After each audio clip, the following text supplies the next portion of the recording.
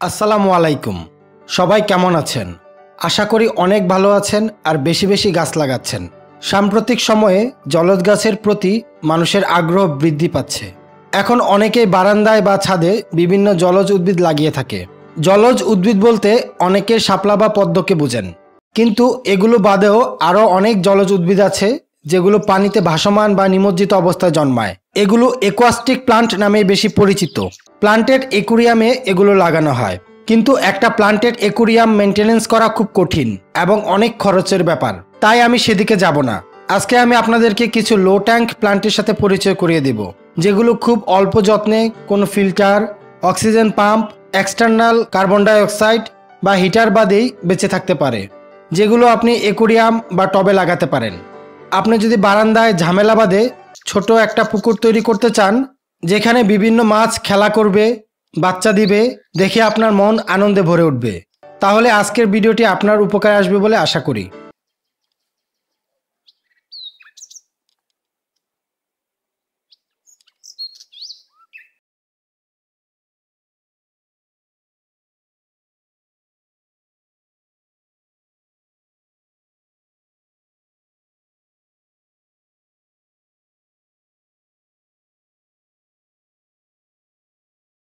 প্রথমে যে গাছটির সাথে পরিচয় করিয়ে দিব, এটি অনেকেই চিনেন।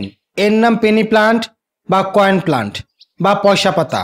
এটি পেনিউড নামেও পরিচিত, কিন্তু অনেকেই হয়তো জানেন না যে এই গাছটি শুধু পানিতেই জন্মাতে পারে।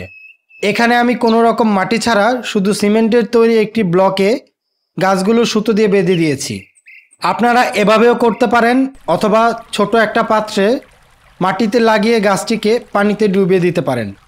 পানির নিচে এর ছোট ছোট সাদা ফুলগুলো দেখতে ভালোই লাগে। তবে অবশ্যই মাটিতে লাগানোর সময় কোনো সার ব্যবহার করা যাবে না, আর মাটির উপর মোটা বালি দিয়ে ঢেকে দিতে হবে। সালভিনিয়া পানিতে ভাসমান একটি গাছ। এটি খুব অল্প যত্নে বেড়ে ওঠে। আমি এই গাছটা কাটাবন থেকে 50 টাকা দিয়ে কিনেছিলাম। 1 মাসও হয়নি, এরই মাঝে দেখুন কতগুলো বাচ্চা হয়ে গেছে। এই গাছগুলোর পাতায় বাতাস জমা করে রাখতে পারে।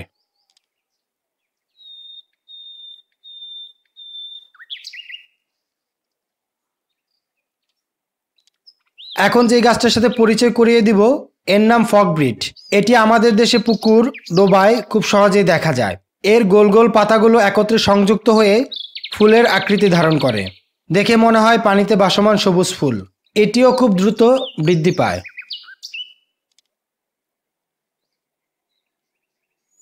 তারপর যে গাছটির সাথে পরিচয় করিয়ে দেব, এটিও আমাদের দেশে পুকুর, ডোবা, খাল বিলে দেখা যায়।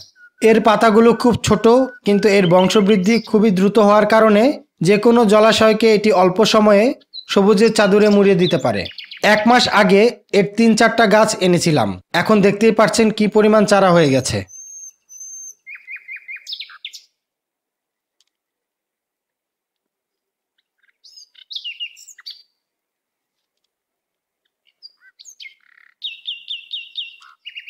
আমাদের দেশে বর্ষাকালে বন্যার পানিতে অনেক গাছ জন্মায়।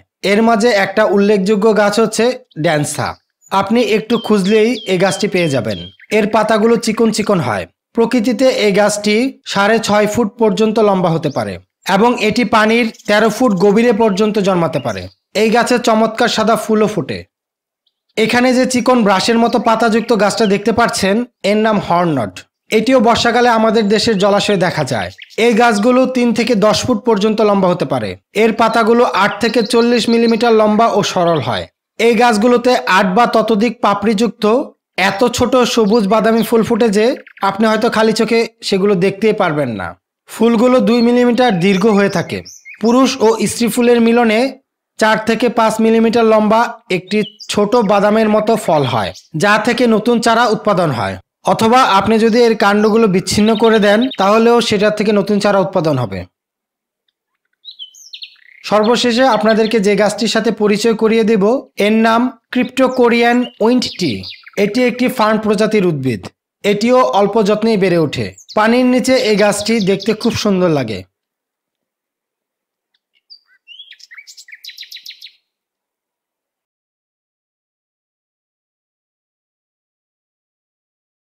আমি যে গাছগুলোর সাথে আপনাদেরকে পরিচয় করিয়ে দিলাম এগুলো আপনারা আশেপাশের জলাশয় থেকে সংগ্রহ করতে পারেন। আর যদি আমার মতো হতভাগা হন, আশেপাশে কোনো জলাশয় না থাকে, তাহলে অ্যাকুরিয়ামের দোকান থেকে সংগ্রহ করতে পারেন, অথবা এখন বিভিন্ন ফেসবুক গ্রুপ থেকেও আপনারা গাছগুলো কিনতে পারেন।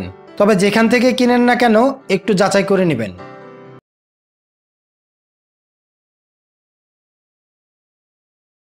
এই গাছগুলো আপনি বিভিন্ন ধরনের টবে লাগাতে পারেন। যেমন আমি একটা বেঙ্গলের 16 ইঞ্চির সাধারণ গাছের টবে লাগিয়েছি, আবার একটা টেলের টবও ব্যবহার করেছি, অথবা অ্যাকুরিয়ামেও লাগাতে পারেন। মোট কথা আপনি ছিদ্র ছাড়া যে কোনো পাত্র ব্যবহার করতে পারেন।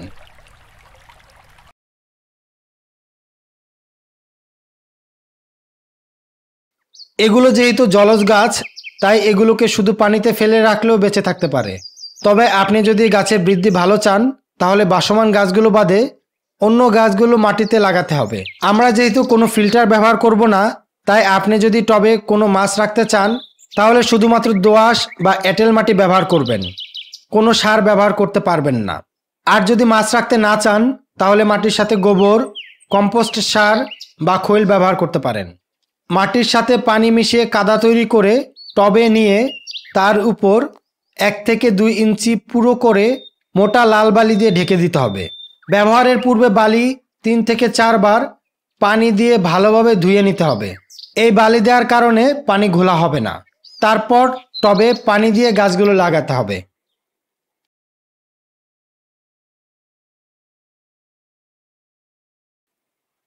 আপনি যদি টবটিকে বারান্দায় বা ছাদে রাখতে চান, তাহলে এমন জায়গায় রাখুন যেখানে দিনে অন্তত 2 থেকে 3 ঘন্টা রোদ পড়ে।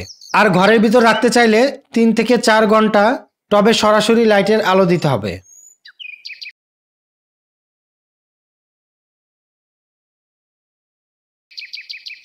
অন্তত 7 দিন পর পর পানি পরিবর্তন করতে হবে, আর সপ্তাহে 2 বার করতে পারলে সবচেয়ে ভালো হয়। তবে আপনি যদি টবে কোনো মশা খেকো মাছ না রাখেন, তাহলে অবশ্যই 2 থেকে 3 দিন পর পর পানি পরিবর্তন করতে হবে। তা না হলে অ্যাডিস মশা জন্মাতে পারে। মশা খেকো মাছ হিসাবে আপনি গাপ্পি, মলি বা দেশি খৈলসা মাছ রাখতে পারেন।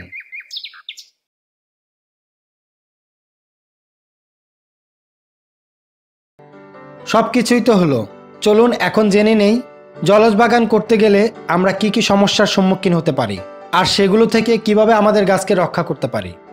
আমরা যেহেতু কোনো ফিল্টার ব্যবহার করছি না, তাই আমাদের পানিতে কোনো ফ্লো থাকবে না। সে কারণে আপনি প্রথমেই যে সমস্যাটির সম্মুখীন হতে পারেন তা হচ্ছে এলগি সমস্যা। যারা জানেন না এলগি কি, তাদের জন্য সংক্ষেপে বলে দিচ্ছি। এলগি হচ্ছে এক ধরনের জলজ উদ্ভিদ, যা আপনার টবে, অ্যাকুরিয়ামের গ্লাসে বা গাছে জন্মাতে পারে। এগুলো আপনার গাছের বৃদ্ধিতে বাধা প্রদান করে, এমনকি বেশি পরিমাণে হলে গাছকে মেরেও ফেলতে পারে। এলগির হাত থেকে বাঁচার জন্য ঘন ঘন পানি পরিবর্তন করতে হবে। যতদূর সম্ভব হাত বা ব্রাশ দিয়ে গাছ ও টব পরিষ্কার করে দিতে হবে। আপনি চাইলে টবে শামুক বা এলগি খেকো মাছ রাখতে পারেন। এগুলো আপনার গাছকে এলগি মুক্ত রাখতে ও টব পরিষ্কার রাখতে সাহায্য করবে। তবে শামুক রাখলে তা আপনার গাছের পাতা খেয়ে ফেলতে পারে। তারপরও যদি আপনার গাছ থেকে এলগি দূর না হয়, তাহলে হাইড্রোজেন পারঅক্সাইড ব্যবহার করতে পারেন। তবে হাইড্রোজেন পারঅক্সাইড ব্যবহারের আগে অবশ্যই ভালোভাবে এর প্রয়োগ মাত্রা ও প্রয়োগ পদ্ধতি জেনে নেবেন। আশা করছি আপনাদের ওই পর্যন্ত যেতে হবে না, তাই আমি আর এটি নিয়ে আলোচনা করছি না। আরও কিছু সমস্যার সম্মুখীন আপনারা হতে পারেন, যেমন মশা জন্মানো বা গাছ মরে যাওয়া। মশার সমস্যা থেকে বাঁচার উপায় তো ইতিমধ্যেই বলেছি। ঘন ঘন পানি পরিবর্তন করলে বা মশা খেকো মাছ রাখলে বা ব্যাঙ রাখলে টবে মশা জন্মাতে পারে না। আর গাছ পরিমাণ মতো রোদ বা আলো না পেলে পাতা মেল্ট করে আপনার গাছ মারা যেতে পারে। আর গাছে অতিরিক্ত লাইট বা সূর্যের আলো দিবেন না, এতেও গাছে এলগি জন্মাতে পারে।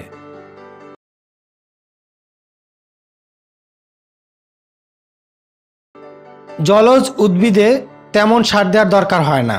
আমি এখন পর্যন্ত কোনো সার ব্যবহার করিনি, তারপরও আমার গাছের বৃদ্ধি খুব ভালো হচ্ছে। তবে আপনি যদি চান আপনার গাছ দ্রুত বৃদ্ধি হোক, তাহলে 1 মাস পর পর একটি করে ট্যাবলেট সার টবের মাটির ভিতর দিয়ে দিতে পারেন। টবে মাছ থাকলে অবশ্যই সাবধান থাকবেন। ভিডিওটা অনেক বড় করে ফেললাম বোধহয়, তারপরও বলবো, এতক্ষণ যেহেতু কষ্ট করে ছিলেন, তাহলে একটা লাইক দিয়ে যাবেন। আর খারাপ লাগলে ডিসলাইকও দিতে পারেন। গাছপালা বিষয়ক বিভিন্ন তথ্য ও সমস্যার সমাধান পেতে আমার বাগান ফেসবুক গ্রুপে যুক্ত হতে পারেন। আপনাদের সুবিধার্থে আমি গ্রুপের লিঙ্কটা ডিসক্রিপশনে দিয়ে দিব। এতক্ষণ সাথে থাকার জন্য ধন্যবাদ। সবার সুস্থতা কামনা করে বিদায় নিচ্ছি। আল্লাহ হাফেজ।